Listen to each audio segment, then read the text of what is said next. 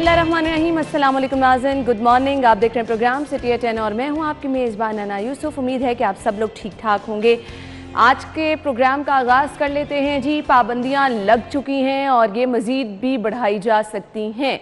मौजूदा सूरत हाल के पेश नज़र स्मार्ट लॉकडाउन की पॉलिसी को एक बार फिर से नाफिज कर दिया गया है और शहर के मुख्तलिफ इलाकों में हम देख रहे हैं जहाँ कहीं कोविड केसेस हैं वहाँ पर लॉकडाउन तो किया गया है। वो लॉकडाउन किस किस्म का है वो तो हम आगे चल के डिस्कस करेंगे, लेकिन हर चीज़ जो ज़ुबान ज़द-ए-आम है वो ये है जी 8 बजे मार्केटें क्यों बंद हो रही हैं। फिर इसके साथ साथ 2 दिन जो हफ्ता और इतवार मार्केटें बंद रखी जाएंगी उस पर भी लोगों में तशवीश पाई जा रही है। तो ये स्टेप्स ऑल दो मुश्किल तो होते हैं लेकिन आपको उठाने पड़ते हैं। जब आपके सामने हालात बिगड़ते चले जा रहे हैं, पानी सर से गुजर जाएगा, फिर भी तो आपको ये चीज़ें करनी है। महदूद करने का मकसद क्या है कि आपकी सरगर्मियों को, नकलो हरकत को महदूद किया जाए। तो प्लीज़ आप लोग भी ताउन कीजिए। इंशाल्लाह आप लोगों के ताउन से अगर हालात 15 दिन में बेहतर हो जाएं तो सब चीज़ें खुल जाएंगी और आपको भी मुश्किलात नहीं रहेंगी। आज की खबरें भी डिस्कस करेंगे, मेहमानों से भी आपकी मुलाकात कराएंगे, मौजूदा पोलियो मुहिम पर भी बात होगी और इसके साथ साथ दीगर सेगमेंट्स भी शामिल करेंगे। कुछ महंगाई की सूरत हाल पे भी हमने नज़र डालनी है। आगाज़ करते हैं आज के पहले सेगमेंट से, जानते हैं बाहर का मौसम कैसा है। कोमल हमारे साथ मौजूद होंगी। जी कोमल, बताइएगा इस वक्त मौसम कैसा है शहर का? हब्स महसूस किया जा रहा था, बारिश के इम्कानात हैं आज क्या सारा दिन? जी बिल्कुल अना, शहरी लाहौर के मौसम के हवाले से बात की जाए तो आज शहर का मौसम बहुत ज़्यादा खुश्क है और गर्मी की शिद्दत में भी काफ़ी ज़्यादा इजाफा देखने में आ रहा है, जबकि हब्स भी शिद्दत इख्तियार कर गई है और सूरज ने जो है वो आंखें दिखाई। इस बात का अंदाज़ा आप मेरे चेहरे पे पड़ने वाली धूप से लगा ही रहे होंगे कि आज बहुत ज़्यादा गर्मी महसूस की जा रही है। सूरज जो है वो अपनी ताप दिखा रहा है और शहर भर में जो है शहरी बिलबिला रहे हैं गर्मी की वजह से। और मौजूदा दर्जा हरारत जो है वो इस वक्त 31 डिग्री सेंटीग्रेड रिकॉर्ड किया जा रहा है। हवा बिल्कुल भी नहीं चल रही, जबकि हवा में नमी का तनासुब 80% रिकॉर्ड किया जा रहा है। और आज महकमा मौसमियात की जानिब से दिन भर ज़्यादा से ज़्यादा दर्जा हरारत जो है वो 34 डिग्री तक रहने के साथ साथ ये भी कहा जा रहा है कि आइंदा 24 घंटों के दौरान शहर के बेशतर मकामात पर बारिश की भी पेशगोई की जा रही है। और इसी तरह एयर क्वालिटी इंडेक्स के हवाले से बात की जाए तो लाहौर का एयर क्वालिटी इंडेक्स जो है वो आज गर्द आलूद फिजाओं की वजह से बहुत ज़्यादा मुतासिर हो रहा है। फैक्ट्रियों का निकलने वाला गंदा आलूदा मादा जो है फिजा को आलूदा कर रहा है, इसलिए लाहौर का एयर क्वालिटी इंडेक्स जो है वो 209 रिकॉर्ड किया जा रहा है, जो कि इंसानी सेहत के लिए बहुत ज़्यादा मुज़र साबित हो सकता है। इसलिए शहरियों को हिदायत की गई है घरों से निकलते वक्त मास्क का इस्तेमाल लाजमी बनाएं और गर्मी से बचने के लिए अपने सरों को ढांप के गुजरें और पानी का ज़्यादा से ज़्यादा इस्तेमाल करें। जी, पानी का इस्तेमाल तो वैसे भी सेहत के लिए अच्छा है, लेकिन गर्मी की शिद्दत में अगर आप पानी का इस्तेमाल करेंगे तो डिहाइड्रेशन के मसाइल से आप बच सकते हैं। अलबत्ता प्रेडिक्शन ये की जा रही है कि इसी तरह हब्स जो है वो बरकरार रहेगा, बारिश का फिलहाल इम्कान नहीं है। थैंक यू सो मच कोमल हमारे साथ मौजूद थी। आज की टॉप स्टोरीज क्या हैं जी? पहली खबर, वज़ीर आज़म ने फिर से पाबंदियां लगा दी, मार्केटें हफ्ते में 2 रोज़ बंद करने का ऐलान।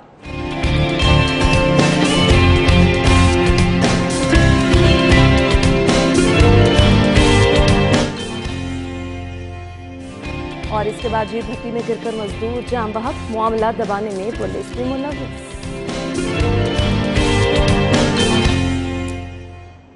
एंटी नार्कोटिक्स बंद होने के करीब, मनशियात की रोकथाम नामुमकिन हो गई।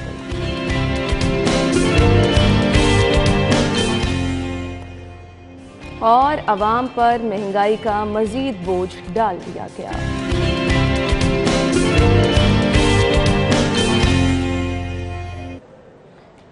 टॉप स्टोरीज आप जान चुके हैं। आज की खबरों को डिटेल में डिस्कस करेंगे। स्टूडियो में हमारे साथ हमारे सीनियर रिपोर्टर राव दिलशाद हुसैन मौजूद हैं। अस्सलाम वालेकुम राव साहब। वालेकुम सलाम। क्या हाल चाल है आप? अल्लाह का शुक्र, बिल्कुल ठीक। राव साहब, आप क्या मुत्तफिक हैं इस फैसले से जो कि मौजूदा सूरत हाल को देख के इकदाम उठाए जा रहे हैं? वज़ीर आज़म साहब एक दिन पहले कहते हैं कि जी हम मुतहम्मिल नहीं है लॉकडाउन के, हमारे गरीब बड़ी मुश्किल में होंगे, हमारे जो पसमानदा तबका है वो उनकी मुश्किलात में इजाफा होगा। एग्जैक्टली ये अल्फाज थे प्राइम मिनिस्टर के, और ये उस वक्त थे जब वज़ीर आला सिंध ने अनाउंस किया कि सूरत हाल चूँकि पॉजिटिविटी रेट कराची में बहुत ज़्यादा है और उन्होंने जब लॉकडाउन लगाया तो उस पर बहुत ज़्यादा खलबली मची और एक जो ब्रिगेड है वफाकी वज़रा की, उसने अपने मोर्चे संभाले और फौरी तौर पे बयान दागने शुरू कर दिए। और तो कुछ कर नहीं सकते, जाहिर है बयान ही दाग सकते हैं। और ठीक 24 घंटों के बाद हम देखते हैं कि ये सूरत हाल होती है कि खुद से अनाउंस करना पड़ता है अगर हालात इतने ही साजगार थे तो फिर आपको क्या ज़रूरत थी 2 रोज़ छुट्टियां करने की, लॉकडाउन लगाने की, और फिर कारोबारी जो औकात-ए-कार हैं उनमें आपने रद्दोबदल फिर क्यों किया अगर सूरत हाल आइडियल थी। तो ये दौरे म्यार से तो पहले बाहर निकले। ठीक है, एक पेंडेमिक का सामना है, उससे सब ने मिलकर काम करना है, तो फिर उसमें से हम निकल सकेंगे। लेकिन सूरत हाल इसके बिल्कुल बरअक्स है। ये जो इल्ज़ाम तराशी है और बिला वजह की शायद सुर्खियाँ बनवाने के लिए वफाकी वज़रा कूद पड़ते हैं, तो अब असद उमर के ख़िलाफ़ भी तो दें ना। असद उमर ने कल प्रेस कॉन्फ्रेंस में, कल NCOC के इजलास के बाद ये राव साहब, वैसे मैं आपको एक बात बताऊं, ऑल्दो ये इकदाम सख्त हैं, ऑल्दो इससे लोग परेशान होते हैं, लेकिन जो बाहर हालात हम देखते हैं कि लोग कहीं पर भी SOPs को फॉलो नहीं कर रहे हैं और वैक्सीनेशन का रुझान भी, फिर ये इकदाम होने बाद में हम लोग ही कहते हैं पानी सर से गुजर गया, तो फिर ये दुरुस्त है। क्योंकि कल शहर की मुख्तलिफ मार्केट्स में मैं खुद मौजूद था, SOPs पर अमल दरामद का मसला तो है, ये होना ठीक है मेरे ख्याल से। लेकिन इसका ये मतलब नहीं कि आप मुझे बता दें कि कौन सी रॉकेट साइंस है। हम पूछते हैं या तो मुकम्मल बंद या फिर आप आधा तितर आधा टेर तो ना करें। अब 8 बजे के बाद अगर 10 बजे तक टाइम है, 8 बजे तो आपकी होलसेल मार्केट्स वैसे ही बंद होती हैं, उनका फायदा आप उठाएं। लेकिन दूसरी जो रिटेल मार्केट्स हैं या शॉपिंग मॉल्स हैं, वहां पर तो बिजनेस ही शाम के औकात में होता है, बिजनेस ही सही मानों में 5 बजे के बाद होता है। तो उनको अगर आप रिस्ट्रिक्ट करेंगे तो उनकी मुश्किलात में आप इजाफा करेंगे। अब एक शॉपिंग मॉल में लाखों रुपए की किराए की दुकानें हैं, किस तरह से निकालेंगे? यही तो वजह है जो ताजे तंजीमें उनकी जानिब से भी शदीद तशवीश का इजहार किया गया है। आपने रिस्ट्रिक्ट करें, ठीक है, आपने 1 दिन 2 दिन का गैप ले लिया 7 दिनों में से, लेकिन जो 5 दिन है वो तो काम करने दें कम अज कम। ताजिरों का साथ दे रहे हैं जी, मैं ताजिरों का साथ नहीं, मैं उस दिहाड़ीदार का साथ दे रहा हूँ। आपने कहा मैं उस दिहाड़ीदार का साथ दे रहा हूँ जो शालम मार्केट में, दिहाड़ीदार की तरफ आती हूं, मैं दिहाड़ीदार की तरफ आती हूं, मुझे सिर्फ ये बता दें है और दिन भर बैठने के बाद सर मैं आऊंगी दिहाड़ीदार की तरफ, मगर मुझे ये बता दें कि इन दिहाड़ीदारों का ख्याल जिनको इतना आ रहा है, जो इनकी आड़ में बड़े बड़े ताजिर, बड़े बड़े दुकानदार ये कह रहे हैं कि जी मजदूर मारा जाएगा, वो क्यों SOPs को इंप्लीमेंट नहीं करा सकते? किसी एक दुकान में आप चले जाएं, आपको कोई ये नहीं कहेगा कि अगर आपके पास मास्क नहीं है तो आप बाहर जाएं या आपको मास्क दे दे।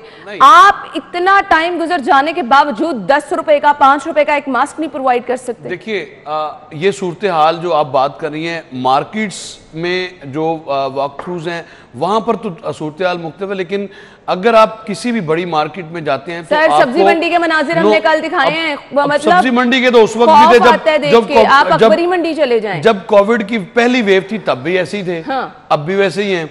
बात यह है कि आपने अमल दरामद करवाने के लिए जो मैय्यज़ दिए खास तौर पे 3rd लेयर में, अब आपको वापस उसी की तरफ जाना है। कारोबारी बंदिश से आपको कुछ हासिल नहीं होगा, मासवा इसके कि बेरोजगारी में इजाफा होगा, दुकानों के किराए नहीं दे सकेंगे, मुलाजमीन की तनख्वाहें नहीं दे सकेंगे। ये सूरत हाल, ये फैक्ट है। और जब प्राइम मिनिस्टर इस तरह की बात करते हैं कि दिहाड़ीदार मारा जाएगा, तो बिल्कुल वो सही बात करते हैं, लेकिन उसके एकदम से फिर ये फैसला आ जाता है। अब आपने 2 दिन का गैप तो लिया, मैं उसी बात पे वापस आ रहा हूँ कि आप 2 दिन का गैप लें, ठीक है, 2 छुट्टियां करें, और लेकिन जो रिटेल मार्केट्स हैं उनको 10 बजे तक तो काम करने दें या 11 बजे तक जो औकात-ए-कार मुकर्रर हैं, यानी 8 बजे तक जो है वो कोरोना नहीं होगा और 8 बजे के बाद अगर 2 घंटे दुकानें खुलेंगी तो कोरोना आ जाएगा। तो ये लॉजिक भी समझ से बालातर है। फिर उसके बाद आपने मुख्तलिफ रेस्टोरेंट्स में, इस पर ताजिरों का जो रद्द-ए-अमल है वो बिल्कुल ठीक है जी। वो कह रहे हैं कि जी महदूद करने से उनके कारोबार तबाह हो जाएंगे, तो ताजिरों की भी सुनवाई होनी चाहिए। इकोनॉमिक एक्टिविटीज हैं नहीं ऑलरेडी आपके पास। एक और चीज है जी, बारहा ताजिर ये मुतालबा करते हैं कि ना तो उनसे बातचीत की जाती है, ना तो किसी मीटिंग का एहतमाम किया जाता है, ना उनको लूप में लिया जाता है, यहाँ से फैसला आता है वहां पे उन पर इम्पोज कर दिया जाता है और उनको उनकी दुकानों में बैठे हुए पता चलता है जी मार्केटें बंद हो जाएंगी। तो ये चीज जो है ये वाकई इस्तेसाल किया जा रहा है असल में। देखिए, इस्तेसाल के हवाले से अब ये जो फैसला आया है, आपके ख्याल में आप खुद बताएं, अगर आपका कोई बिजनेस, आपका कोई आउटलेट होता और आपके पास 10 मुलाजिम होते तो उनकी तनख्वाहें देने के आपके पास पैसे ना हो तो फिर वो कारोबार बंद ही होगा। और यही एग्जैक्टली सिचुएशन है। आपको अंदाजा नहीं है शाह आलम मार्केट के जो फेरीदार थे, जो सामान एक जगह से दूसरी जगह पहुंचाते थे अपनी रेडी पर, तो उनके जो हालात हैं आपको अंदाजा ही नहीं है उनका। वो कभी बताया करते थे कि हमारे पास कम से कम एक दिन में कोई 1000-1500 रुपये हम बना लेते थे मेहनत मजदूरी करके, लेकिन अब तो दिन भर बैठने के बाद वैसे ही खाली जाना पड़ता है।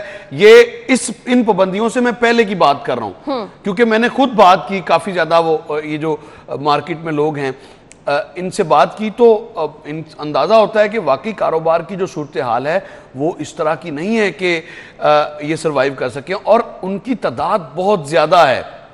आपको उनके बारे में सोचना है। सिर्फ एक मरतबा आपने रिलीफ पैकेज अनाउंस कर दिया, उसके बाद फिर आप खामोश, पाबंदियां लगाने के लिए आप रोजाना आते हैं।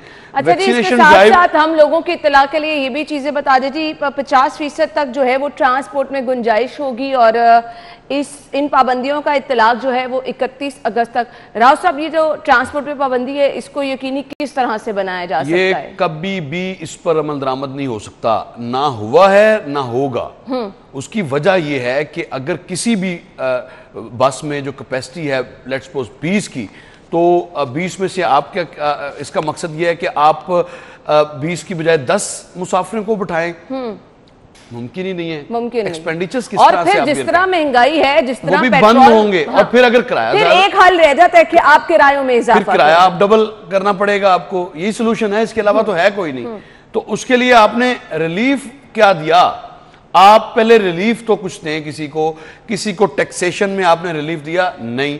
आपने कारोबार बंद रहे, प्रॉपर्टीज बंद रही, क्या एक्साइज की जानिब से कोई रिलीफ मिला? Answer is no. बिल्कुल। क्या गवर्नमेंट ऑफ पंजाब ने जो भरमार करती है गवर्नमेंट ऑफ पंजाब टैक्सेस की, क्या उसमें कोई रिलीफ मिला? नहीं, बिल्कुल नहीं। और उसके बाद अगर आप हर सेक्टर में आप जो टैक्सेशन के हवाले से बात करते हैं, टैक्सेस जरूर लेते हैं, लेकिन उसके बाद रिलीफ देने की जब बारी आपकी आती है, जब डिलीवर करने की आपकी बारी आती है, तो उस वक्त आप कहते हैं कि खजाना खाली है। तो खजाने को भरने वालों को आप देते क्या हैं वापस? रिटर्न में क्या देते हैं? कुछ भी नहीं मिलता। और इसी वजह से ये जो ट्रांसपोर्ट पर आप बात कर रही हैं कि 50% कैपेसिटी के साथ ये चलेंगी, ये मुमकिन ही नहीं है। बिल्कुल ऐसे ही। अच्छा राव साहब, मुझे इस खबर को वाइंड अप करना है। ये तस्वीर की हद तक तो मुमकिन हो सकता है, लेकिन प्रैक्टिकली ये मुमकिन ही नहीं है। अच्छा, एक और चीज जो कि नामुमकिन नजर आ रही है, कल लोगों ने कहा कि जी हमें पता ही नहीं है कि उनके इलाके में लॉकडाउन लगा है। तो फिर ये लॉकडाउन वाले जो ऐलानात हैं, ये सिर्फ अखबारात, सुर्खियों तक महदूद रह जाते हैं। जिस इलाके में लॉकडाउन है वहां के रिहायशियों को नहीं पता। तो फिर इस लॉकडाउन का मकसद क्या है? ये किसकी नाकामी है? इंतजामिया कहाँ है? ये ऑब्वियसली इस पे जो डिस्ट्रिक्ट एडमिनिस्ट्रेशन है, जिसकी सिफारिशात पे महकमा सेहत नोटिफिकेशन जारी करता है कि इन इलाकों में चूंकि कोविड के पेशेंट हैं और इन इलाकों में माइक्रो स्मार्ट लॉकडाउन होगा या स्मार्ट लॉकडाउन होगा, तो ये बुनियादी तौर पर चले जी आगे चल के आज बात ये है कि हमें ज्वाइन करें राव साहब, तो इसका जवाब हम उन्हीं से ले लेंगे। अभी हमें इस खबर को वाइंड अप करना है। एहतियात के अलावा नाज़रीन हल कोई नहीं है। ये जो इकदाम उठाए जा रहे हैं ऑल दो सख्त हैं, इस पर ताजिरों की जानिब से तशवीश का इजहार किया जा रहा है, लेकिन हमें अपना अपना जो है वो रिस्पॉन्सिबिलिटी को समझना है और कुछ नहीं करना। आपने सिर्फ SOPs को फॉलो करना है। ब्रेक के बाद जब वापस आएंगे तो हमने बात करनी है जी एक के बाद एक अफसोसनाक वाकया हो रहा है, लेकिन मामलात को दबाने में सभी लोग पेश हैं। मैं बात कर रही हूँ मजदूर के होने के वाकये की, भट्टी में गिरकर, और फिर लेस्को मुलाजिमीन का भी हम जरूर जिक्र करेंगे एक के बाद एक। लेस्को में भी अफसोसनाक वाकये हुए।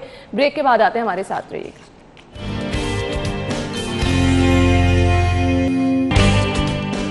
वेलकम बैक नाज़रीन। आपको बताते हैं जी इंसाफ के तकाजे किस तरह से पूरे किए जाते हैं। खबर के मुताबिक रिश्वत लेकर, मतलब भारी रिश्वत लेकर आपने मामला ही दबा दिया। भट्टी में मजदूरों की मौत का मामला दबाने में पुलिस भी मुलव्विस निकली। और किया क्या जी, आपके पास जिसके पास अच्छे खासे पैसे हैं, इंसाफ भी उसी को मिल जाता है और बोलबाला भी उसी का हो जाता है। राव साहब क्या कहेंगे?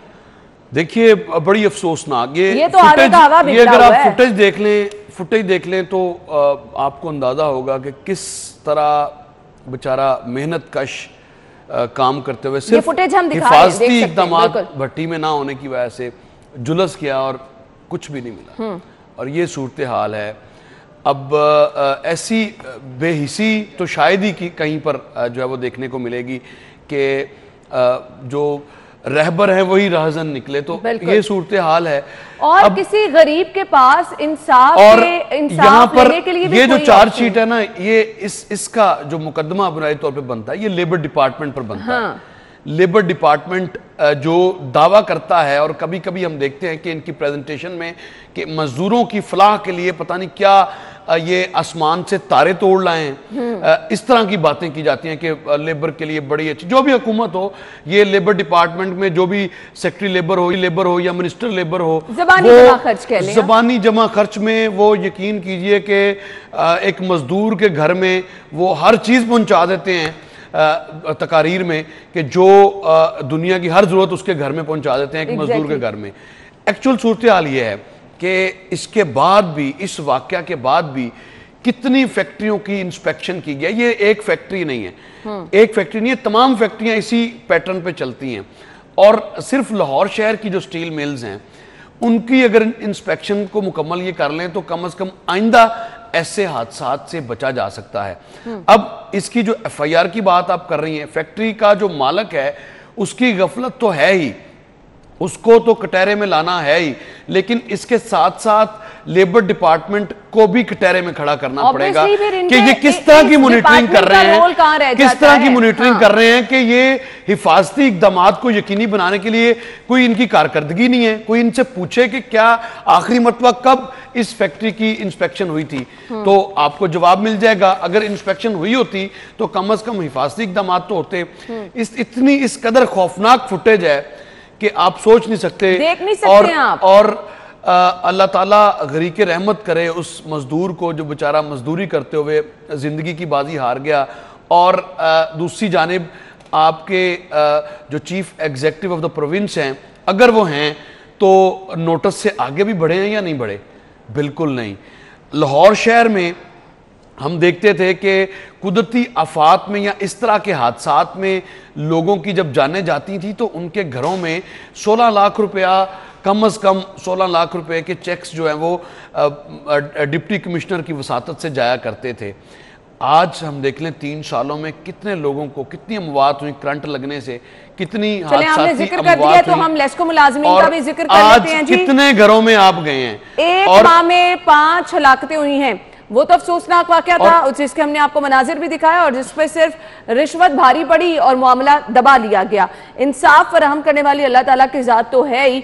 अब हम लेस्को मुलाजमीन की बात कर लेते हैं। लेस्को का बुसीदा निज़ाम है और सेफ्टी मेजर्स आपने एक SOP बना रखे हैं, लेकिन उनको फॉलो नहीं करता कोई भी।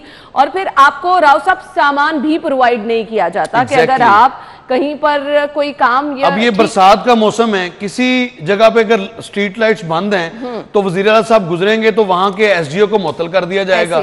और ये बिल्कुल नहीं सोचा जाएगा कि इनको इक्विपमेंट भी देना है, इनकी भी कोई जरूरत है, इनको कम से कम जो लेटेस्ट गैजेट्स हैं वो ना दें, पुराने ही दे दिए जाएं, कोई मसला नहीं है। आपको आज भी स्ट्रीट लाइट्स ठीक करते हुए उसी तरह से वही रवायती ग्लव्स, मैक्सिमम जो प्रोटेक्शन है उनकी, वो ग्लव्स पहने होंगे और उसी तरह खंभों पे आपको काम करते हुए नजर आएंगे। तो ये है असल हमारा जो सोसाइटी का जो दिवालिया निकला, इसी वजह से निकला है कि हमने डिपार्टमेंट्स ने अपने लोगों को ऑन करना छोड़ दिया है। इंसानी जिंदगी पर सजा देने के लिए तो हम फौरी तौर पे नोटिफिकेशन निकाल देते हैं, लेकिन इतने पैसे नहीं है लेस्को के पास कि ये हिफाजती सामान खरीद सके। जो करोड़ों रुपए की बिजली चोरी करवा सकते हैं वो अपने मुलाजमीन को किस तरह मुमकिन है कि उनके लिए फंड्स ना हो? सब कुछ मौजूद है। ये रवायती नाअहली है। क्या पहली मर्तबा बरसात का मौसम आता है? क्या साल में इनको पता नहीं है? अच्छा, कि अब मुझे अफसोस सिर्फ इस चीज पे होता है कि किसी की जिंदगी चले गई, एक माह में 5 जाने चले गई, आपने तहकीकात का हुक्म दे दिया, आपने नोटिस ले लिया, डायरेक्टर चेयरमैन का नोटिस, तहकीकात का हुक्म, हादसे के जिम्मेदार मुअत्तल। कौन करेगा इन जिम्मेदारों को मुअत्तल? माजी में ऐसे वाकयात हुए, कब देखा हमने कि कोई मसले का हल नहीं है। हाँ, फिर इसके बाद अगर ऐसा कोई वाकया होता है तो फिर कौन जिम्मेदार होगा? देखिए, सबसे पहले तो आपने काम ये करना है कि अपने लेस्को के जो लाइनमैन हैं उनको, लाइनमैन को पहले तो आपने इक्विपमेंट देना है ना। वो इक्विपमेंट उसके पास है नहीं है, इसको तो पहले इंश्योर करें। कितने लोगों को आज तक चेक किया गया है कि कितनी इनकी कैपेसिटी है, कितनी तादाद है और कितने उनको इक्विपमेंट्स चाहिए, इस पर कभी बात जो है वो नहीं हुई। सबसे पहले तो आपने अपने जो अब आप भेज रहे हैं बिजली की तारें, बिजली का सिस्टम ठीक करवाने, और खाली हाथ इस तरह से तो फिर अमवात नहीं होगी तो और क्या होगा। अमवात बढ़ने की बुनियादी वजह ये वो रवायती नाअहली और सुस्ती है, गफलत है, जो हम गुज़िश्ता कई सालों से देखते आ रहे हैं कि बस एक मौत हुई और उसके बाद बात ख़त्म। उसके घर वालों पे क्या गुजरती है इसका अगर अदराक तभी होता है जब इनके अपने घर से कोई जाए, तो फिर इनको पता चलता है कि कितना मुश्किल है। खैर अल्लाह ताला रहम करे, ये वो चीज़ें हैं जी जिन पे कॉम्प्रोमाइज़ नहीं होना चाहिए। लेस्को चीफ को आगे आना है, अपनी फोर्स को फुली एक्यूप्ड करें सबसे पहले। उसके बाद देखिए आप पहले तैयारी तो पूरी करवाएं कि कोई आपने लेस्को के हवाले से अब आपका निज़ाम इस तरह का है कि ज़रा सी बारिश हुई और पता चलता है 300 फीडर्स आपके ट्रिप कर गए। अब इस तरह का जब आपका निज़ाम होगा तो उसके लिए फिर आपको तैयारी भी करनी है। आपको अपना जो लेटेस्ट गैजेट्स हैं उस पर आप जाएं, व्हीकल्स आपके पास नहीं है। इन चीज़ों को डिस्कस करने का, इन मामलात को हाईलाइट, ये जो हम मनाजिर देख रहे हैं ना, ये दिल दिला देने वाले मनाजिर हैं और खुदा ना खास्ता यहाँ पर कोई भी हो सकता है, कभी भी हो सकता है। तो बर वक्त इन चीज़ों को अगर पाबंदी बना लें कि जी अगर आपके पास सामान नहीं है तो आपने परमिशन नहीं देनी, अपने स्टाफ को काम करने की इजाज़त नहीं देनी, क्योंकि ये जान रिस्क पर लगा के करने वाला काम है जिसका शायद कोई भी नोटिस लेने को तैयार नहीं है। हमें ब्रेक की तरफ जाना है। जब वापस आएंगे तो हम अगली खबर डिस्कस करेंगे, नशियात की रोकथाम वाकई ये ख्वाब बन के रह गया है। तो जैसे हमने बात की कि लेबर डिपार्टमेंट का क्या काम है, तो फिर ये जो डिपार्टमेंट एंटी नार्कोटिक्स है ये क्या कर रहा है, इसको तो बंद कर देना चाहिए। इस पर आते हैं ब्रेक के बाद। Stay with us.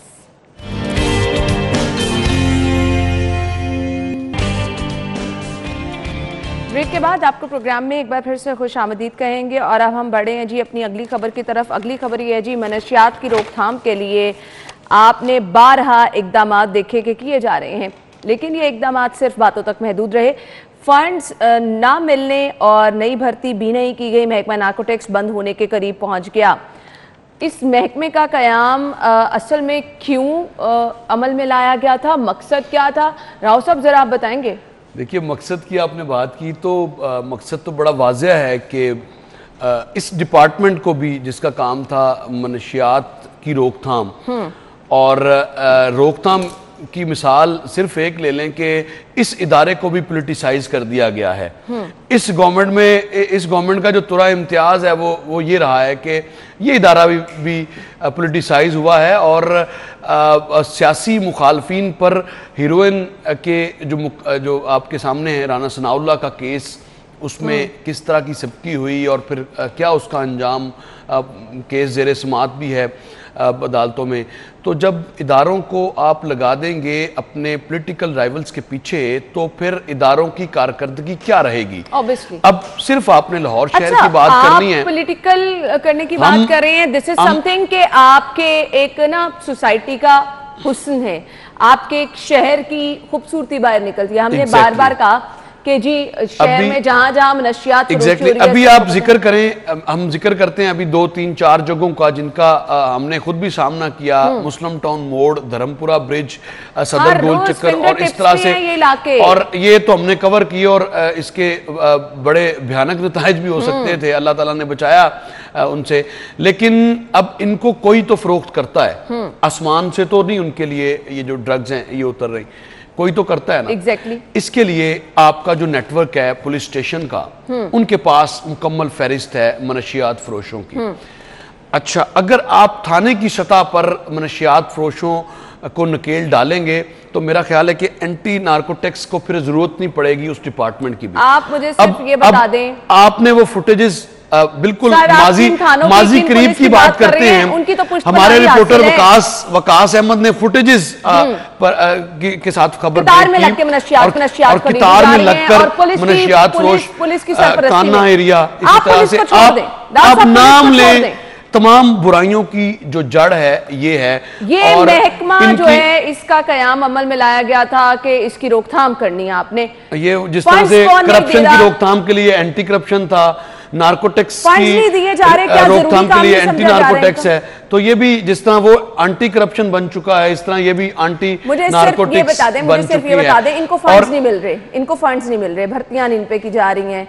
क्या इंतहाई गैर जरूरी डिपार्टमें है जहां पर काम की जरूरत ही नहीं है तो इनको एक साइड पे रख दिया गया? देखिए, भर्तियों के हवाले से तो जाहिर है गवर्नमेंट ने ज़रूरत महसूस नहीं की। गवर्नमेंट का जो एजेंडा है उसकी तकमील के लिए नार्कोटिक्स के पास फोर्स भी है, नार्कोटिक्स केस भी बना लेते हैं और उसके बाद उसको प्रोसीड नहीं कर सकते, और ना इनका जो प्रोसिक्यूशन का जो एक डिपार्टमेंट है वो इतना वीक है कि उसी वक्त फिर बेल भी मिल जाती है और उस पर क्वेश्चन मार्क्स लगते हैं। पहले कहा जाता है कि वीडियोस हमारे पास हैं और बाद में पता चलता है कि वीडियोस नहीं है, और फिर तरह तरह की एक लंबी स्टोरी है। अब इस डिपार्टमेंट की जो कारकर्दगी है अब तक की, ये डिपार्टमेंट तो अपनी जो एग्जिस्टेंस है उसको अभी तक साबित ही नहीं कर सका। कितने मनशियात फरोश हैं जो लटके हैं आज तक भी नहीं। पुलिस जवाब लेंगे तो कारकर्दगी आएगी सिफर।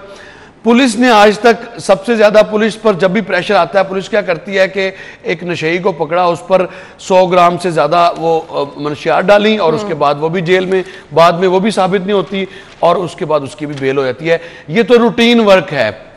अब इस डिपार्टमेंट को मैं तो समझता हूं कि इसको, जिस तरह की इसकी कारकर्दगी है, भर्तियों की आप बात कर रहे हैं, इसको तो बंद हो जाना चाहिए। बिल्कुल, इसको तो वैसे ही बंद हो जाना चाहिए अगर इस तरह ही काम चलना है।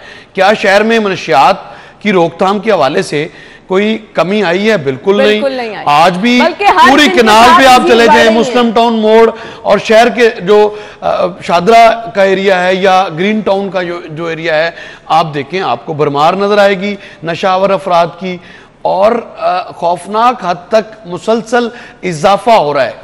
इसमें इजाफा इसी वजह से हो रहा है कि बिक ज्यादा रही है, फरोख्त ज्यादा हो रही है। फरोख्त ज्यादा से मुराद यह है कि शहर में आ जाहिर है ज्यादा रही है, तो अगर आ रही है, फरोख्त हो रही है मनशियात, तो फिर इसका मतलब है कि ये संगीन गफलत और नाअहली है एंटी नार्कोटिक्स फोर्स की, जिसको ये काम करना चाहिए। लेकिन हम आपके सामने सूरत हाल है कि कारकर्दगी। सर, मैं आपको माजरत के साथ बताऊं, ना सिर्फ ये डिपार्टमेंट, ना सिर्फ ये महकमा, बल्कि मेरे ख्याल से ना तो इंतजामिया ना तो हुकूमत कोई भी इस मामले को लेकर संजीदा नहीं। हम ये नहीं समझ रहे, हम ये सोचने को तैयार नहीं कि हमारा माशरा जो है इस बुराई की वजह से जो है वो कहाँ पर स्टैंड कर रहा है, हमारी नौजवान नस्ल किस तरह से तबाह हो रही है, नौजवानों की सलाहियतें किस तरह से मुतासर हो रही हैं। नाज़रीन, अभी हमें ब्रेक की तरफ जाना है और ब्रेक से जब वापस आएंगे तो अपने मेहमानों से भी मुलाकात करवाएंगे। राव साहब, आपके वक्त का बहुत बहुत शुक्रिया, थैंक यू सो मच। नाज़रीन, ब्रेक के बाद आपको ज्वाइन करेंगे, आप कहीं मत जाइएगा, हमारे साथ ही रहिए। ब्रेक के बाद आपको खुश आमदीद कहेंगे और सेगमेंट शामिल कर लेते हैं। हमारे पास है जी सबसे पहले मोबाइल रेट्स। अगर आप प्लान कर रहे हैं, आपने खरीदना है मोबाइल, तो कौन सा मोबाइल मार्केट में किस कीमत पर अवेलेबल है? ओप्पो A55 मोबाइल 39,999 रुपीज में आप खरीद सकते हैं। इसके बाद है जी ओप्पो A53 मोबाइल 26,390 रुपए में आप खरीद सकते हैं। ओप्पो F1 मोबाइल 23,900 रुपए इसकी कीमत है।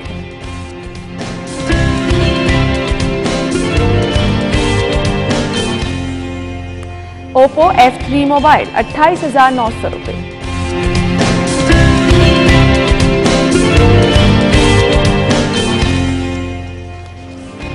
जी, तो मोबाइल रेट्स तो आपने जान लिए, सब्जियों के रेट क्या हैं ये जान लेते हैं आज के भाव में। जी, तो मार्केट में सब्जियां कौन कौन सी कीमत पर मिल रही हैं और इसके साथ साथ कौन सी सब्जी है जिसकी कीमत में इजाफा हुआ, ये हम जानते हैं हसनैन से। जी हसनैन। आज ही सब्जियों की कीमतों की अगर बात की जाए तो सरकारी नरखनामे में और ओपन मार्केट में फरोख्त होने वाली सब्जियों में काफ़ी तजाद देखने में आया है, और जो दुकानदार हैं, जो सब्जी फरोश हैं, वो ये शिकवा करते दिखाई देते हैं कि ओपन मार्केट से जो सब्जियां हैं वो महंगे दामों में उनको दस्तयाब होती हैं, लेकिन जो सरकारी नरखनामे जारी किए जाते हैं उनके मुताबिक जो कीमतें हैं सब्जियों की वो बहुत कम मेंशन की जाती है। तो सब्जियों की कीमतों की बात की जाए तो जो अदरक चाइना है वो सरकारी नरखनामे के मुताबिक उसकी जो कीमत है वो 350 रुपए, लेकिन ओपन मार्केट में जो अदरक फरोख्त हो रही है वो 360 रुपए फी किलो है। इसी तरह अगर बात की जाए आलू की, तो जो आलू की कीमत मेंशन की गई है सरकारी नरखनामे के मुताबिक वो 55 रुपए फी किलो है, लेकिन जो वो फरोख्त हो रहा है वो 60 से 65 रुपए फी किलो में फरोख्त हो रहा है। इसी तरह अगर बैंगन की कीमत की बात की जाए तो जो बैंगन की कीमत है वो सरकारी नरखनामे के मुताबिक 57 रुपए फी किलो फरोख्त बताई गई है, लेकिन जो फरोख्त हो रहा है वो 80 रुपए फी किलो तक फरोख्त हो रहा है। इसी तरह अगर फूल गोभी की बात की जाए तो सरकारी नरखनामे के मुताबिक जो फूल गोभी है उसकी कीमत 73 रुपए फी किलो है, लेकिन जो फूल गोभी है वो 120 रुपए फी किलो में फरोख्त हो रही है। इसी तरह अगर सब्ज मिर्च की बात की जाए तो वो 73 रुपए फी किलो में सरकारी नरखनामे के मुताबिक मेंशन है, लेकिन जो सब्ज मिर्च है वो मार्केट में 110 से 120 रुपए फी किलो में फरोख्त है। इसी तरह अगर खीरा की बात की जाए तो जो खीरे हैं उनकी जो कीमत है वो 42 से 45 रुपए फी किलो मेंशन की गई है, लेकिन वो जो खीरे हैं वो 60 से 65 रुपए फी किलो में फरोख्त हो रहे हैं। इसी तरह अगर टमाटर की कीमत की बात की जाए तो जो टमाटर हैं वो ओपन मार्केट में तकरीबन 80 रुपए फी किलो के हिसाब से फरोख्त हो रहे हैं, लेकिन जो कीमत बताई जा रही है सरकारी नरखनामों के मुताबिक वो 58 रुपए फी किलो है। इसी तरह अगर लहसन की बात की जाए, जो लहसन हरनाई है उसकी जो कीमत है वो 220 रुपए फी किलो बताई जा रही है, लेकिन जो लहसन फरोख्त हो रहा है वो 300 से 350 रुपए किलो में फरोख्त हो रहा है। इसी तरह अगर बात की जाए मटर की, तो जो मटर की कीमत बताई जा रही है सरकारी नरखनामे के मुताबिक वो 197 रुपए फी किलो है, लेकिन जो मटर है वो 250 से 350 रुपए फी किलो में भी फरोख्त हो रहा है। इसी तरह अगर दीगर कीमतों की बात की जाए तो जो टिंडे काले देसी हैं उनकी जो कीमत है वो 160, इसी तरह जो भिंडी की कीमत है वो 120, जो गाजर देसी या चाइना है उसकी जो कीमत है वो 120 रुपए फी किलो। इसी तरह जो करेले हैं उनकी कीमत 160 रुपए फी किलो ओपन मार्केट में है। तो इसी तरह जो मुख्तलिफ सब्जियां हैं उनकी जो कीमतें हैं वो सरकारी नरखनामे के मुताबिक कम मेंशन की जाती हैं, लेकिन ओपन मार्केट में जो सब्जियों की कीमतें हैं वो बहुत ज्यादा बढ़ी हुई है। ठीक है जी, ओपन मार्केट में सब्जियों की कीमतें हैं और मटर की कीमत सुन के तो वैसे ही परेशान हो गई हूँ मैं कि इतने ज़्यादा महंगे। खैर Hasnain, thank you so much, आपने लोगों को बता दिया कि जी कौन कौन सी सब्जी किस कीमत पर मिल रही है। मीट रेट्स में आपको बता देती हूँ। सबसे पहले ज़ैनत शॉप पे अगर आप जाएंगे बीफ पर केजी आपको मिलेगा 600, बीफ मिंसाफ पर केजी खरीद सकते हैं 706 रुपये। मटन पर केजी 1435 और मटन मिंसाफ खरीद सकते हैं 1575 रुपये किलो में। और इसके बाद चिकन के रेट क्या है? गवर्नमेंट रेट के मुताबिक जिंदा मुर्गी 134 रुपए किलो में और इसका बना हुआ गोश्त 194 रुपए किलो में अवेलेबल है।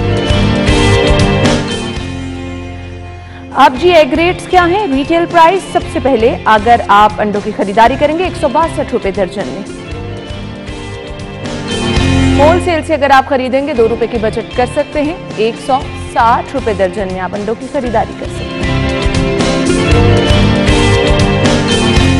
नेक्स्ट हमारे पास है गोरमे के रेट, यहाँ पर 161 रुपए दर्जन में आप अंडों की खरीदारी कर सकते हैं।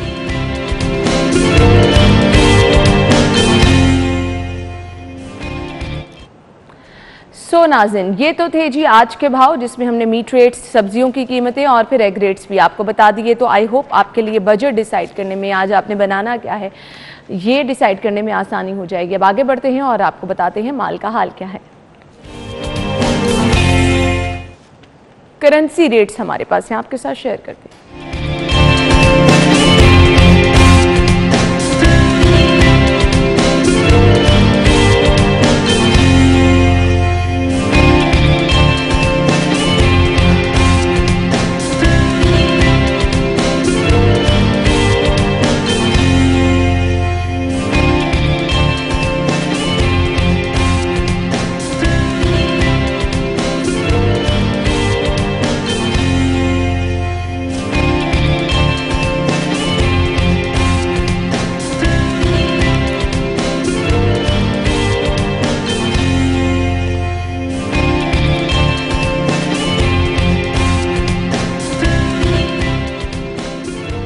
नाज़रीन, ये थे जी करेंसी रेट्स जो कि आपने जान लिए जी कौन कौन सी करेंसी किस रेट पर जो है वो मौजूद है। अब आगे बढ़ते हैं और कुछ बात कर लेते हैं जी सिंगिंग के शौकीन लोगों की। तो नए नए लोग, नया टैलेंट जो है वो सामने आ रहा है।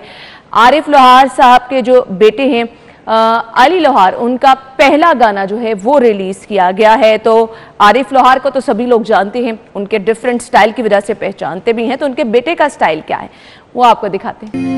स्टूडियोज़ में आपको एक बार फिर से खुश आमदीद कहेंगे। और शहर में जो हमने कल आपके साथ खबर शेयर की थी जी, ये कोविड की मौजूदा सूरत हाल को देखते हुए महदूद की गई है टाइमिंग्स मार्केटों की भी, और इसके साथ साथ 2 दिन के लिए जो है वो छुट्टी का ऐलान किया गया है। पब्लिक ट्रांसपोर्ट को महदूद कर दिया गया है और इसके साथ साथ इंडोर जो सिटिंग है होटल्स में उसको भी बंद कर दिया गया है। तो ये इकदाम मौजूदा सूरत हाल को देखते हुए उठाए गए हैं।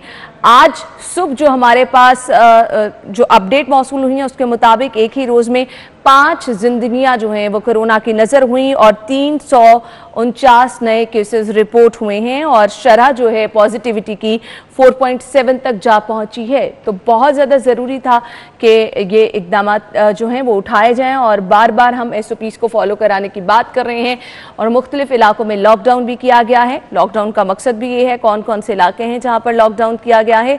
और वहाँ पर कल हमने देखा कि लोग शिकायत ये कर रहे थे कि जिन रिहायशी एरियाज को लॉकडाउन जहाँ पर किया गया है वहाँ के रिहायशी कह रहे हैं हमें पता ही नहीं कि लॉकडाउन किया गया है। तो इसके लिए प्रॉपर हिकमत अमली क्या है? 13 इलाके हैं जहां पर स्मार्ट लॉकडाउन किया गया है। हमारे साथ स्टूडियो में हमारे मेहमान जो मौजूद हैं, तारुफ आपके साथ कराऊंगी, लेकिन पहले मैं आपको बताती चलूं कि जी अपडेट जो अभी आप देख भी रहे हैं, 5 जाने जो हैं वो कोरोना निकल चुका है और 349 नए मरीज आए हैं और ये अपडेट जो है आज सुबह हमारे पास मौसूल हुई हैं जो कि आपके साथ शेयर कर रहे हैं। DC लाहौर मुदस्सिर रियाज मलिक साहब स्टूडियो में हमारे साथ मौजूद हैं, उन्हें खुश आमदीद कहेंगे। अस्सलाम वालेकुम सर। जी अस्सलाम वालेकुम। क्या हाल चाल है? जी अल्लाह का शुक्र जी। थैंक यू सो मच, बहुत बहुत शुक्रिया। आई नो कि बहुत सारी मसरूफियात हैं, पोलियो कैंपेन, मौजूदा कोविड की सूरत हाल को लेकर एक्टिव आप नज़र आ रहे हैं। तो सबसे पहले ये जो लॉकडाउन लगाया गया है मैं इसका मकसद जानना चाहूँगी। देखें जो स्मार्ट लॉकडाउन है हम उन एरियाज़ में यूजुअली लगाते हैं, वो बेसिकली बड़ा माइक्रो स्मार्ट लॉकडाउन होते हैं। ये this not smart, there micro smart lockdown जिन एरियाज़ में पेशेंट्स की तादाद ज़्यादा होती है। फॉर एग्जांपल एक स्ट्रीट में अगर 3 से 4 पेशेंट्स आ जाएं तो हमारे लिए मैटर ऑफ कंसर्न बनता है। हमने फिर ये 13 ऐसी जो जगह हैं जिससे आपने पहले बताया, हमने उसको आइडेंटिफाई किया, वहाँ पर लॉकडाउन लगाने के हमने अहकाम दे दिए हैं। एक्चुअली लगने में 24 आवर्स लगते हैं। हम पहले अनाउंसमेंट करते हैं वहाँ पर लोगों को, तो आज से ये रिस्ट्रिक्शंस जो हैं ये फुली इन प्लेस हो जाएंगी। ये कल से बाज़ इलाकों में हो गई थी, बाज़ इलाकों में आज से फुली इन प्लेस हो जाएंगी। सो मकसद यही है कि इस बीमारी को फैलने से रोकना। तो उसके मुख्तलिफ ज़राए हैं, मुख्तलिफ इंस्ट्रूमेंट्स हैं उसके लिए। एक इंस्ट्रूमेंट लॉकडाउन भी है, माइक्रो स्पॉट लॉकडाउन है, लेकिन लेटर ऑन अगर बीमारी ज़्यादा फैलती है, रेट ऑफ इन्फेक्शन बढ़ता है और साथ हॉस्पिटलाइजेशन रेट बढ़ता है, तो फिर ये मेगा स्केल पे भी लॉकडाउन पॉसिबल है। स्मार्ट लॉकडाउन और फिर आप देख सकते हैं कि जी लॉकडाउन को मजीद भी एक्सटेंड किया जा सकता है। DC साहब, कल लोगों ने शिकायतें ये की कि उनके इलाकों में लॉकडाउन किया गया है लेकिन उनको इन्फॉर्म ही नहीं किया गया। तो आपके पास मसाजिद के ऑप्शन हैं, लोगों को इन्फॉर्म करने के लिए ऐलानात किए जा सकते हैं। जब लोगों को पता ही नहीं होगा तो वो आमदोरफ्त महदूद कैसे करेंगे? नहीं, आमदोरफ्त महदूद हम खुद करवाते हैं। हम वहाँ पर बैरियर्स लगाते हैं, पुलिस मौजूद होती है। अच्छा, वो जो पहले वाले लॉकडाउन की मिसाल थी वो वैसे अब कहीं नजर नहीं आ रही कि पुलिस हो और आपने रास्ते बंद किए हों? देखिए ये बहुत थोड़ा एक स्ट्रीट्स में है। फॉर एग्जांपल ये एक स्ट्रीट में तकरीबन 10 घर होंगे, 10 या 12 घर होंगे, इस तरह स्ट्रीट्स लेवल पे बिल्कुल माइक्रो है। ये is not smart lockdown, it's micro smart lockdown. ठीक है, just to identify those areas and sensitize people specially who are living in those areas that the infection rate is increasing और ये हालात ख़राब हो सकते हैं। इसलिए हम ये लॉकडाउन करते हैं। अभी मैंने सिर्फ आपसे बताया कि ये 24 आवर्स हम पहले अनाउंसमेंट करते हैं वहाँ पर, और 24 आवर्स के बाद हम वहाँ पर लॉकडाउन स्टार्ट करते हैं। हमने लॉकडाउन स्टार्ट कर दिया कल से। कुछ इलाकों में हो गया, कुछ में जो अरेंजमेंट्स है आज हो जाएंगे, लेकिन लोगों को पता वैसे ही चल जाता है कि इसका मतलब ये नहीं कि आप निकल नहीं सकते, आप निकल सकते हैं लेकिन सिर्फ ID कार्ड दिखा के अपने आप को दिखा के कि आपको इन्फेक्शन नहीं है, सर्टिफिकेशन उसकी, आपके टेस्ट होंगे, सबके पूरे गली में सबके टेस्ट होंगे। सो ये उसका प्रोसीजर है, उस SOP के तहत ही हम लॉकडाउन लगाते हैं। अच्छा, ओवरऑल एक मैं अपना एक्सपीरियंस शेयर करना चाहूँगी। लोगों में खौफ नहीं है अब, क्योंकि लोग समझ रहे, यूज्ड टू हो चुके हैं कि अब ये इससे एज सच इतना नुकसान नहीं पहुंच सकता। बाजारों में चले जाएं, SOPs को फॉलो नहीं किया जा रहा। आप किसी भी मार्केट में इस टाइम जाके देख लें, हमारे लिए ये बहुत बड़ा चैलेंज है। मार्केटें ठीक है 8 बजे तक आप खोल देंगे, लेकिन वो जो 8 बजे तक की टाइमिंग है उसमें भी तो आपने SOPs को फॉलो कराना है। दुकानदार नहीं कर रहे, लोग नहीं कर रहे। देखिए मैं फ्रैंकली आपको बताऊं कि जब पॉजिटिविटी रेट नीचे आता है, रिस्ट्रिक्शंस ईज आउट होती हैं, तो लोग भी कैजुअल हो जाते हैं। अब ऑब्वियसली गवर्नमेंट या एडमिनिस्ट्रेशन हर शख्स के ऊपर एक पुलिस वाला तो नहीं लगा सकती, पॉसिबल नहीं है। लोगों को बार बार हम तंबी करते हैं, आपके चैनल्स के ज़रिए लोगों को अवेयरनेस क्रिएट की जाती है, हम मुख्तलिफ सेशंस करते हैं इसके, लेकिन स्टिल अगर लोगों का बिहेवियर चेंज नहीं होता तो अल्टीमेटली फिर हमारे पास फिर चारा वही होता है कि हम स्टार्ट में तो उनको पकड़ दकड़ करें, सील करें, फिर अल्टीमेटली लॉकडाउन की तरफ जाना पड़ता है। फिर लॉकडाउन के अपने मुज़र असरात हैं, उसके नेगेटिव कॉन्सिक्वेंसेस भी हैं, यानी अनएम्प्लॉयमेंट होती है, कारोबार बंद होते हैं, लोगों का रोज़गार कम होता है। तो इस वजह से लोगों को ये बिहेवियर भी बहुत इंपॉर्टेंट है। अब आपको पता है साल ज़्यादा हो गया, 1.5 साल हो गया इस बीमारी से निपटते हुए, और लोगों को समझ भी आ गई कि ये बीमारी किस नौइयत की है। लेकिन कुछ लोग अभी भी हमें मिलते हैं जो कहते हैं जी कोविड है ही नहीं। उसने मैं इचरा में मौजूद था, आप ही के चैनल का एक प्रोग्राम कर रहा था, तो हम इचरा में पूछा एक बच्ची से कि आपने वैक्सीन लगवाई? उसने कहा वैक्सीन लगवाई। क्यों नहीं लगवाई? कहता है मैं कोरोना को मानती नहीं हूँ, कोरोना है। तो अब इस तरह के एटीट्यूड अगर होगा तो फिर आप मुझे बताएं कि वहाँ पर किस तरह बिहेव करें। अब अच्छा, इंतजामिया की जानिब से क्या टीमें बनाई गई हैं मुख्तलिफ बाज़ारों में जो चेक एंड बैलेंस? जी मैं कल खुद भी गया था, मैं कल मी हॉस्पिटल के इर्द गिर्द गया था। 3 दिन पहले हॉल रोड हमने पूरा चेक किया। हॉल रोड में हमने 15 शॉप्स को सील किया। अच्छा। और 25 लोगों को गिरफ्तार किया वहाँ पर मास्क की वायलेशन के ऊपर। लेकिन कल मैं जब मार्केट में गया तो मार्केट में या उनको इतला मिल जाती है या उस टाइम हालात बिल्कुल ठीक थे। 99% लोगों ने मास्क पहना हुआ था। So it varies from area to area. लेकिन मैं आपको बताऊं 2 इसके हल हैं। ये मैं लोगों से बार बार गुजारिश करता हूं कि प्लीज़ वैक्सीनेशन ज़रूर करवा लें। वैक्सीनेशन करवाने के फ़वाइद बहुत ज़्यादा हैं। इमीडिएट वैक्सीनेशन करवाएं, बीमारी से बच जाएंगे। हमारे पास वैक्सीनेशन इनफ है? हाँ, वैक्सीनेशन इनफ है हमारे पास, बिल्कुल है हमारे पास। और हम मैं लाहौर तो इस टाइम पूरे पाकिस्तान में सबसे ज़्यादा वैक्सीनेशन कर रहा है। और हमने एक दिन में अभी 2 दिन पहले जो 56,000 के टारगेट को टच किया है एक दिन के अंदर। सो हमारी वैक्सीनेशन अभी आपको पता है कि ये यूसी लेवल भी हमने स्टार्ट कर दिया, डोर टू डोर कैंपेन्स भी। तो हमारा इरादा ये है एक्सटेंड करने के बारे में सोचा जा रहा है, क्योंकि हमारे बहुत से जो बड़ी उम्र के लोग हैं उनको ये facility I think door step पे मिलनी चाहिए। जी डोर टू डोर हम जा रहे हैं। अब हमने ये पोलियो से पहले स्टार्ट कर दी थी यूसी 94 के अंदर, और पोलियो कैंपेन के फौरी बाद हम इंशाल्लाह 8-9 तारीख को हम पूरे लाहौर के अंदर जा रहे हैं। ऑल यूसीज 169 यूसीज के अंदर हम जाएंगे। और हम इंशाल्लाह उम्मीद है कि दिसंबर से पहले हम पूरे लाहौर को वैक्सीनेट कर देंगे। लेकिन लोगों से गुजारिश है हमारे साथ ताउन करें, ये बहुत इंपॉर्टेंट है। लोगों के ताउन के बगैर कोई भी जंग जीती नहीं जा सकती। सही। अब लोग पूछ रहे हैं जी क्या मार्केटें बंद होंगी, क्या स्कूल बंद होंगे, क्या मुकम्मल लॉकडाउन होगा? इस चीज़ पे भी क्या गौर किया जा रहा है? देखिए एनसीओसी की जो डायरेक्शंस होती हैं वो मनोन इम्प्लीमेंट होती हैं। उसको सेक्रेटरी हेल्थ जो है उसका नोटिफिकेशन निकालते हैं।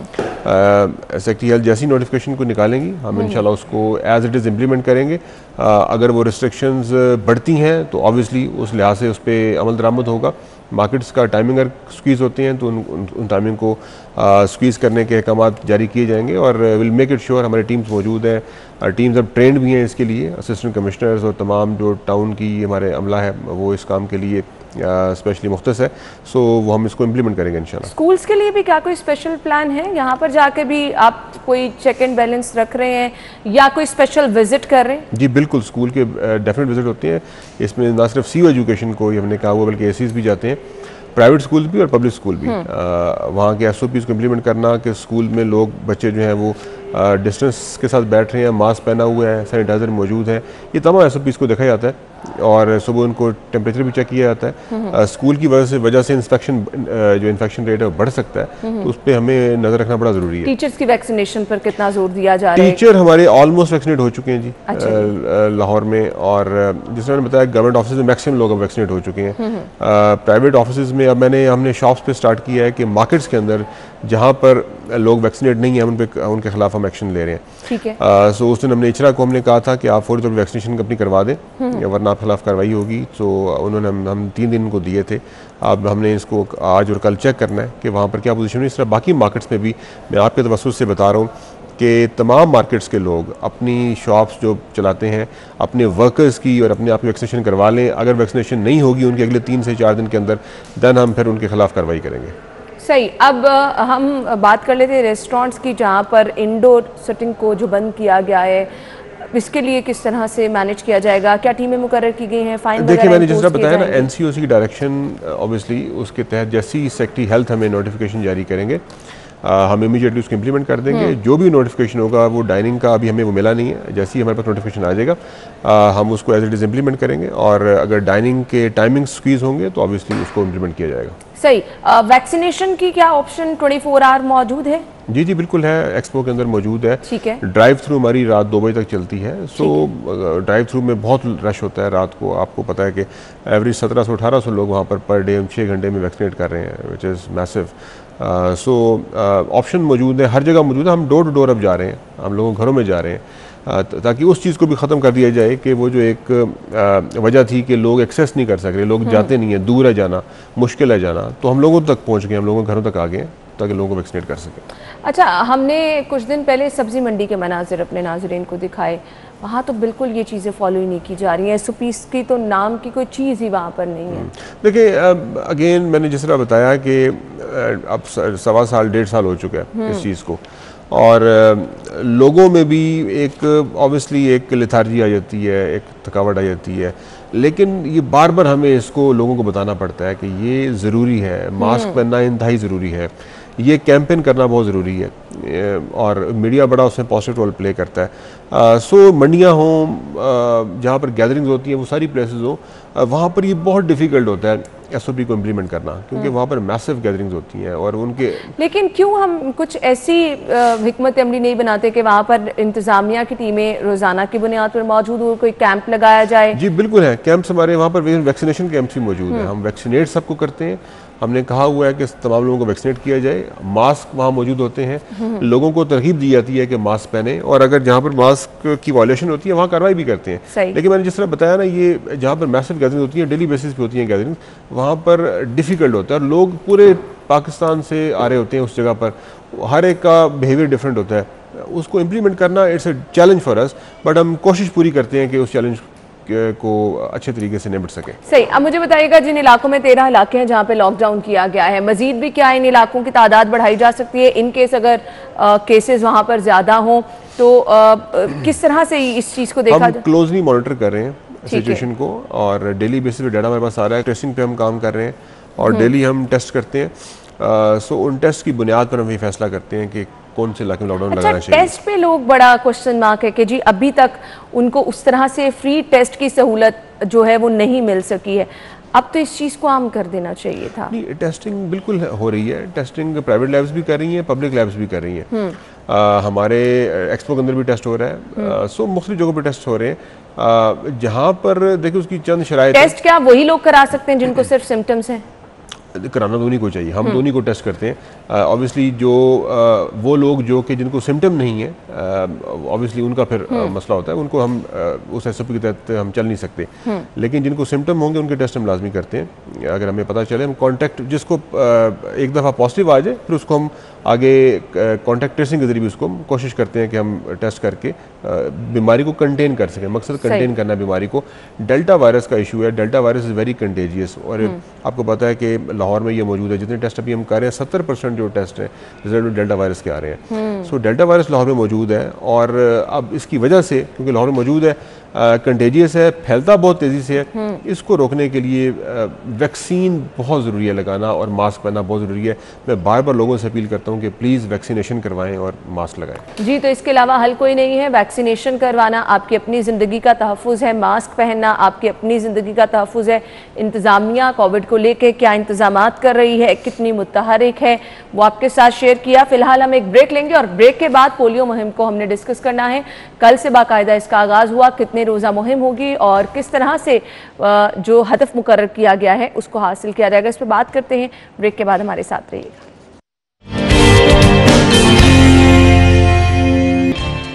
Welcome back. शहर में पोलियो मुहिम का बाकायदा आगाज हो चुका है। 6 अगस्त तक पोलियो मुहिम जारी रहेगी। क्या टारगेट जो है उसका तयन किया गया है, और पोलियो कैंपेन हम देखते हैं टाइम टू टाइम चलाई जाती है, इस दफ़ा कैंपेन किस तरह से डिफरेंट है, इसको कामयाब बनाने के लिए क्या क्या प्लानिंग की गई है? GDC साहब क्या कहेंगे? देखिए, पोलियो का जो वायरस है, जो वाइल्ड पोलियो वायरस, ये लाहौर में मौजूद था। आपके इल्म में है कि ये पिछले अरसे के अंदर यहाँ पोलियो केसेस भी नमूदार हुए। Lahore high sensitive area declare हुआ और लाहौर में इन्वायरमेंटल सैंपल्स जो हैं वो पॉजिटिव आते रहे। अच्छा, बीच में हमारे पास बहुत ज़बरदस्त नताइज भी आए, वो किस तरह से? मैं वही आपसे अर्ज़ कर रहा हूँ कि अभी 36 महीने के होते हैं, 2 साल के बाद, 2 साल से ज़्यादा के बाद पहली दफ़ा ऐसा हुआ कि लाहौर के तमाम जो पोलियो के सैंपल्स हैं वो नेगेटिव हो गए। बिल्कुल। और हमने उसे बड़ी एफर्ट की उसके लिए और वो फर्स्ट टाइम ये नेगेटिव हुआ। अच्छी बात यह है कि इस दफ़ा पूरे पाकिस्तान में सिर्फ एक केस हुआ है इस साल अभी तक, और वो लाहौर में नहीं हुआ, ऑब्वियसली मेरे ख्याल बनू वाले इलाके में हुआ है। लेकिन जो सबसे गुड न्यूज़ है इस लिहाज से वो ये है कि पिछले 6 महीने के अंदर कोई केस नहीं हुआ। ये हिस्ट्री के अंदर, पाकिस्तान की हिस्ट्री में पहली दफ़ा ऐसा हुआ है कि हम पोलियो को हराने में बिल्कुल करीब हैं। और मे बी मुझे अगर हमने इसी तरीके से पूरा इस पे एफर्ट जारी रखी तो मुझे उम्मीद है इंशाल्लाह अगला साल जो होगा पोलियो फ्री डिक्लेयर पाकिस्तान हो जाएगा। सो हमारी टीम ने बड़ी मेहनत की है। आज पोलियो कैंपेन का दूसरा दिन है। 18,70,000 का हमारा टारगेट है। तकरीबन 6,700 टीमें, 7,000 के करीब टीमें हमारी मौजूद हैं फील्ड के अंदर। मैं अभी भी फील्ड से होके आ रहा हूँ, पोलियो टीमों को मिल के आ रहा हूँ।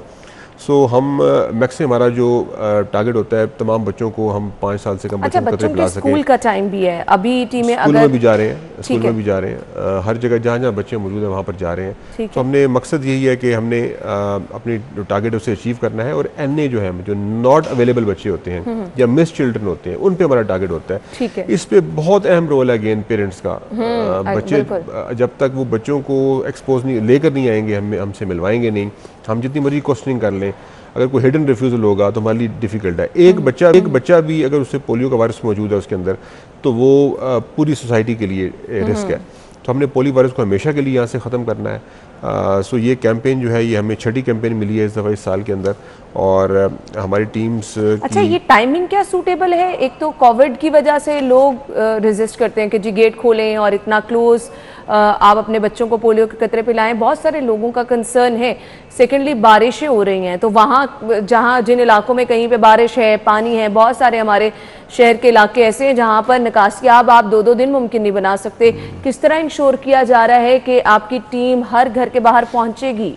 देखिए, इसमें सूटेबिलिटी की क्वेश्चन नहीं है, इसमें क्वेश्चन ये है कि हमने हर सूरत में ये कैंपेन करनी है, हमने हर सूरत में पोलियो को शिकस्त देनी है। सो इसमें सख्त गर्मी हो, सख्त बारिश हो, हमारे जो वर्कर्स हैं, पोलियो वर्कर्स, वो निकलते हैं। कल भी बारिश हुई, हमारे वर्कर्स मौजूद रहे फील्ड के अंदर, हम उन्हें मॉनिटर भी करते रहे। डिफ़िकल्ट होता है। मैं इसलिए आपसे यही कह रहा हूँ कि लोगों का बड़ा इसमें ज़िम्मेदारी का मुज़ाहरा करना चाहिए, लोगों को, पेरेंट्स को स्पेशली। जब हमारे टीमें आती हैं उनसे ताउन किया करें, क्योंकि ये उनके बच्चों के लिए आ रही हैं, बच्चों को अपाहिज होने से बचाने के लिए आ रही है। डू यू थिंक कि कोई हाई रिस्क एरियाज हैं जहाँ पर आपकी कैंपेन कुछ ज़्यादा स्पेशल होती है? नहीं, हमारी तकरीबन 88 यूसी ऐसी हैं जो हाई रिस्क हैं और हम उस पर स्पेशल फोकस करते हैं। रावी टाउन बड़ा उसमें इम्पॉर्टेंट है, हमारे दादागंज बख्श टाउन की हैं, इलामा इकबाल टाउन, नेश्तर, इनके हाई रिस्क एरियाज मौजूद हैं। अफगान पॉपुलेशन जहाँ पर होती है वो हमारी हाई रिस्क होती है, सो हम उसको टारगेट करते हैं। मैंने इनॉग्रेशन भी अफगान पॉपुलेशन में की, जोगियों के अंदर की। सो मकसद यही है कि हर बच्चे तक पहुंचा जाए और पोलियो को कैंपेन को कामयाब बनाया जाए। आपका बड़ा इंपॉर्टेंट रोल है। आप इन कैंपेन के दौरान मीडिया जो है वो बड़ा ही पॉजिटिव रोल प्ले करता है और लोगों को अवेयरनेस जनरेट करने में, सेंसिटाइज करने में।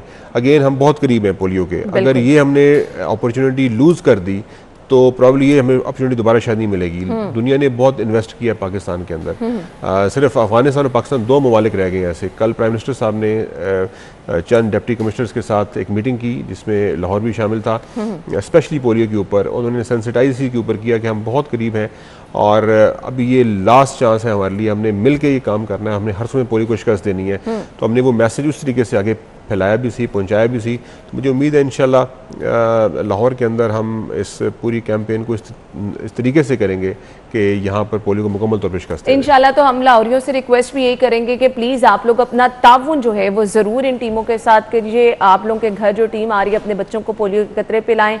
आप लोगों के लिए ही ये सब लोग अपनी ड्यूटीज़ पे मौजूद हैं, आप लोगों की ज़िंदगियों को, आपके बच्चों की ज़िंदगियों को महफूज बनाने के लिए, वो चाहे पोलियो है, वो चाहे कोविड है, ये टू वे ट्रैफिक जिसे कहते हैं उस तरह का सिस्टम है, जहां पर इंतजामिया गवर्नमेंट मुतहरिक है, वहां पर आपका भी उतना ही कंट्रीब्यूशन होगा तो आप हालात बेहतर कर सकते हैं। कोई मैसेज देना चाहें आप? मेरा मैसेज आज के वाले से, पोलियो कैंपेन चल रही है, 2 मैसेज है। एक मैसेज ये है कि रिक्वेस्ट है लोगों से, हमारी जो टीम्स हैं वो आप तक आ रही हैं, लोगों तक प्लीज़ उनके साथ ताउन करें।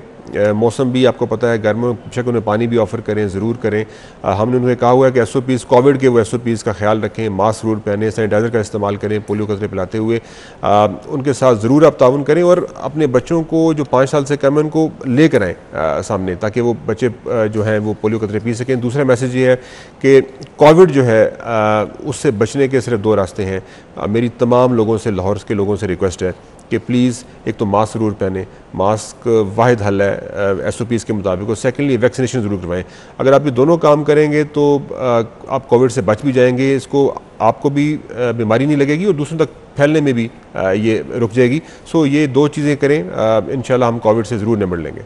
सही जी, थैंक यू सो मच, बहुत बहुत शुक्रिया जी। हम अपने प्लेटफॉर्म से भी आप लोगों से दरख्वास्त यही करेंगे कि वैक्सीनेशन ज़रूर कराएं और टाइमली करा लेंगे तो आप अपने आप को महफूज रख सकते हैं। साथ ही साथ शहर में पोलियो कैंपेन भी जारी है, तो आप अपने बच्चों को पोलियो के कतरे भी ज़रूर पिलाएं। इसके साथ ही नाज़रीन मुझे जाना एक ब्रेक की तरफ, ब्रेक के बाद आपको ज्वाइन करेंगे, हमारे साथ रहिए।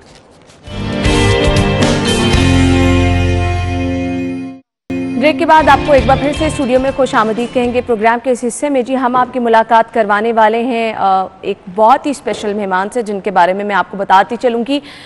UET की 100 साला तारीख में पहली बार खातून प्रोफेसर की तकर्री हुई है। Doctor Saima Yasin chemical engineering department में प्रोफेसर तैनात हैं। खातून प्रोफेसर पंजाब भर में इंजीनियरिंग के शोबे में तैनात होने वाली पहली प्रोफेसर हैं और हमारे साथ हमारी मेहमान मौजूद हैं।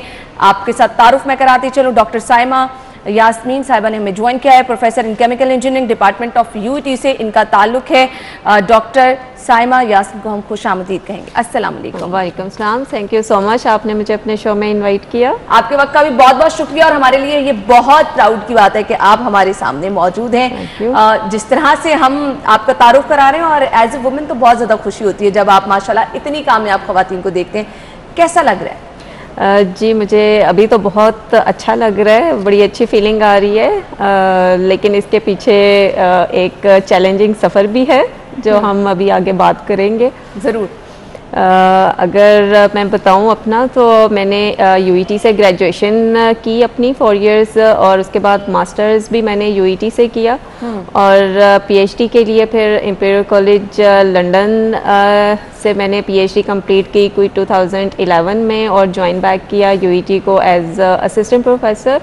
और 2015 में फिर मैं first female engineer associate professor appoint हुई UET में और 2021 में फर्स्ट फीमेल इंजीनियर प्रोफेसर। आपको ये एजाज़ हासिल है कि UET की 100 साला तारीख में आपने ये एजाज़ अपने नाम किया है। कभी स्टडी के दौरान सोचा था कि ये यहाँ तक पहुँच जाएंगी आप? नहीं, उसमें उस वक़्त तो मैंने ऐसा नहीं सोचा था कि मुझे उसी जगह पे अपना परफॉर्म करने का मौका मिलेगा जहाँ पे मैंने अपनी ग्रेजुएशन कंप्लीट की। मेरे दिन रात तो गुजरे और जिस जगह से मुझे बहुत एफिलिएशन हो चुकी थी। हाँ। तो मैंने उस वक़्त तो ऐसा नहीं सोचा था, लेकिन अब मैं बहुत खुश हूँ। और ये बड़े प्राउड की बात होती है कि उस इदारे में जहाँ पर आप तालीम हासिल कर रहे हैं, जहाँ पर आपके 6 साल गुजरे हैं, वो एक घर वाली फीलिंग आपको आना शुरू हो जाती है और वहाँ पर ही आपको एक इतना बड़ा एजाज़ मिल जाए कि 100 साला तारीख में ऐसी तैनाती नहीं हुई जो आपके नाम हुई। क्या महसूस हो रहा है? फैमिली के लोग कितना खुश हैं? दोस्त, टीचर्स जो साथ दोस्त थे, क्या तासुरात हैं उनके? जी वो फैमिली भी बहुत खुश है, मेरे कोलीग्स बहुत इनकरेजिंग हैं और वो भी बहुत खुश हैं कि UET की 100 साला तारीख में first female engineer professor appoint हुई हैं। और वो सब इससे पहले कोई तकर्री क्यों नहीं हो सकती? आपको क्या वजह उसकी लगती है? मैं इसमें ये समझती हूँ कि एक्चुअली इंजीनियरिंग फील्ड को मेल डोमिनेटिंग फील्ड समझा जाता है कि ये फील्ड वर्क क्योंकि इसमें करना पड़ता है तो वो समझा जाता है कि मेल इसमें परफॉर्म कर सकते हैं। ओवरऑल हम सोसाइटी की बात करें तो वो ट्रस्ट नहीं कर पा रहे होते। ये आपने बड़ा अच्छा पॉइंट रेज किया है। पेरेंट्स बड़े कंसर्न होते हैं अगर आपकी बच्ची इंजीनियरिंग की तरफ जाना चाह रही है तो वाकई लगता है कि ये सिर्फ ये फील्ड जो है वो मेल्स के लिए। आप क्या कहना चाहेंगे ऐसे पेरेंट्स को? लड़कियों को क्या रिकमेंड करना चाहेंगे? उनको आना चाहिए इस तरफ? जी बिल्कुल, मैं अगर अपनी बात करूं तो मैं तो अपनी चॉइस से आई हूं। मेरे पेरेंट्स का भी यही था कि MBBS डॉक्टर कर लो, लेकिन मैंने अपने पैशन को फॉलो किया है और मैं समझती हूं कि इसमें इक्वल अपॉर्चुनिटीज़ हैं ख़वातीन इंजीनियर्स के लिए भी, और वो बड़ा एक्सीलेंट परफॉर्म भी कर सकती हैं इसमें। अगर मैं बात करूं तो इंजीनियरिंग की जो बेस है वो डिज़ाइनिंग है, तो मेरे ख्याल में लड़कियां डिज़ाइनिंग ज़्यादा अच्छे तरीके से कर सकती है, क्योंकि उनमें क्रिएटिव जो एबिलिटीज़ हैं वो ज़्यादा अच्छी हैं। अच्छा, फील्ड वाला काम जो है उसमें वाकई कुछ लड़कियां बड़ी अच्छी भी हों और मतलब बहुत वो एक्सेलेंट भी हों अपने काम में, फील्ड में कहीं ना कहीं जाके वो लड़कियां जो है ना वो थोड़ा अच्छा परफॉर्म नहीं कर पाती। कुछ टिप्स देना चाहेंगे कि फील्ड में जाके आप कैसे बहुत अच्छा परफॉर्म कर सकते हैं? नहीं, मैं तो समझती, मेरी बल्कि कई फीमेल स्टूडेंट्स हैं जो FFC, एंग्रो, नेस्ले जैसी इंटरनेशनल इंडस्ट्रीज़ में काम कर रही हैं, बड़ा शानदार परफॉर्म कर रही हैं। और मैं इसमें ज़रूरी नहीं कि आपने बड़े बड़े प्लांट्स पे जाके हेड पहन के धूप में खड़े होना है और करना है, उसमें और बहुत सी अपॉर्चुनिटीज़ हैं। आप क्वालिटी के सेक्शन को ज्वाइन कर सकते हैं, एनर्जी का सेक्टर है, उनका एनवायरनमेंट का सेक्टर होता है, और जब से ख़ास तौर पे कंप्यूटर एप्लीकेशंस आई हैं इंजीनियरिंग में तो अपॉर्चुनिटीज़ और बढ़ गई हैं ख़वातीन इंजीनियर्स के लिए। अच्छा, कुछ स्टडी में आपसे जानना चाहूँगी, बहुत मुश्किल है स्टडीज़? आप ओवरऑल थ्रू आउट कैसी स्टूडेंट रही हैं? क्या बहुत ही किताबी कीड़ा जिसको कहा जाता है उस तरह की स्टूडेंट? मैं काइंड ऑफ किताबी कीड़ा ही रही हूँ। मैं एक्स्ट्रा करिकुलर में ज़रा कम ही नज़र आई हूँ, तो स्टडीज़ टफ़ होती हैं। कोई भी फील्ड में आप जाएं, अगर आपने मेहनत से, लगन से काम करना है तो वो स्टडीज़ टफ़ हैं। आपका इन्वायरमेंट, आपके टीचर्स, ये कितना मैटर करते हैं?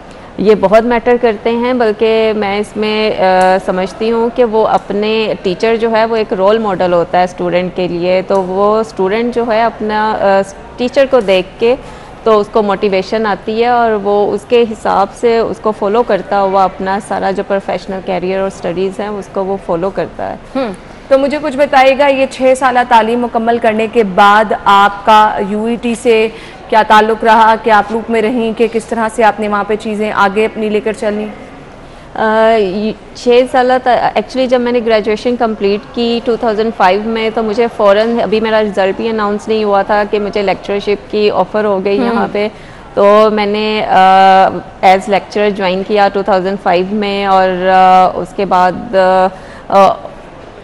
2015 में एसोसिएट और अब प्रोफेसर अपॉइंट हुई हूँ। तो मुझे बहुत अच्छा लग रहा है इस वक्त, और कि मैंने जहाँ से ग्रेजुएशन किया मुझे उधर ही सर्व करने का, कुछ करने का प्लान्स क्या हैं? क्योंकि मैं चेयरपर्सन भी हूँ और टीचर भी हूँ, तो मैं ये समझती हूँ कि हम अपने स्टूडेंट्स को कुछ ऐसे प्रोजेक्ट्स करवाएं जो लोकल इंडस्ट्री में एप्लीकेबल हों, क्योंकि जब स्टूडेंट्स अपनी लोकल इंडस्ट्री के प्रॉब्लम्स को वो जब एड्रेस करेगा तो उसमें एंटरप्रेन्योरशिप स्किल्स भी आएंगी। तो इसके लिए क्या कुछ आपने प्लान कर रखा है?